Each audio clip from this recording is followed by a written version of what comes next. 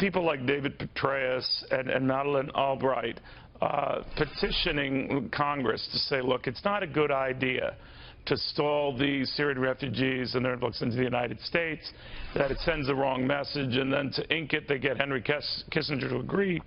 Do you think they're saying that Congress is overdoing it on freezing refugees and that you're making a big mistake, and that in your case as a presidential candidate, it's actually hurting the party? Well, look, here's the thing.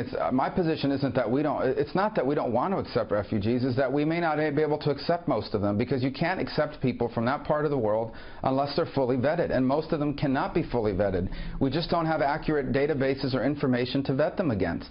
And this is a very unique refugee crisis. In the past, we've understood a lot more about the refugees because they were fleeing communism, they were fleeing something else. But in this case, it's a very unique situation where you have a group like ISIS that is openly trying to use the refugee crisis as a way to insert foreign fighters into the West, where you have people coming from a part of the world where radicalism is growing, where we don't have anything on which to vet them against or compare them to. So common sense still applies. I mean, if it's a 7-year-old child, if it's a 90-year-old widow, if it's a well-known Chaldean priest, these are people you can vet. But a vast number of them are people we will not be able to vet. And given what's happening around the world today, we cannot accept people into this country who we don't know who they are or why they're coming. And that's a big problem. And I understand it's a unique challenge, but it's one we face here in the 21st century that we have to take very seriously. You know, separately, as you've been hearing on a domestic issue that's getting a lot of attention, Obamacare, United Healthcare, the latest insurance company, perhaps the biggest one to say these exchanges are killing us, they're costing us an arm and a leg, and we just might opt out.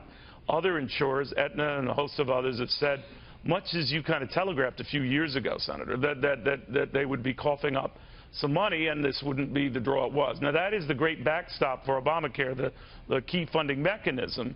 So if they opt out of the exchanges, then you have to wonder how you finance this, and an issue of a bailout has come to mind. In other words, that since there are 8 to 12 million Americans who picked up insurance, you can't leave them high and dry.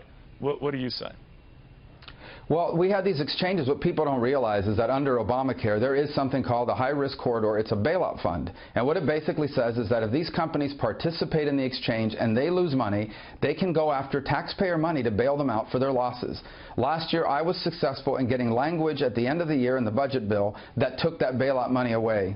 And because I was able to achieve what we did last year, we saved the American taxpayer $2.5 billion of taxpayer money. And Darrell Issa quoted that and commended you for that, and why one of the reasons he's supporting you. But I guess the question comes back to, well, you've saved all of this money and you've avoided a means by which insurance companies can get someone to help them out. You do have risk the issue of a lot of the people who have health care losing that health care, right? What do you do? Well, that's not the issue. The issue is that the health care plan that's been created is not a sustainable plan. It cannot exist, and it cannot move forward without us bailing out private insurance companies. No, I know what you're saying. And that was the argument that was made from the beginning. If Hillary Clinton were the nominee, Senator, she will say these 8 to 12 million have lost their insurance because Senator Rubio put that provision in to choke off coverage, to choke off the insurers, and eventually to choke off all those people. Well, that argument can be used to bail out with taxpayer money any industry in America. And at that point, why shouldn't we bail everybody out? Not just insurance companies, but the airlines, the automakers, everyone could be bailed out then. Here's the bottom line. I don't just want to repeal Obamacare, and I think if we can continue with this bailout fund, it continues to damage these exchanges, and as a result, you'll see less companies participating in them. But beyond that, I think that we need to replace it.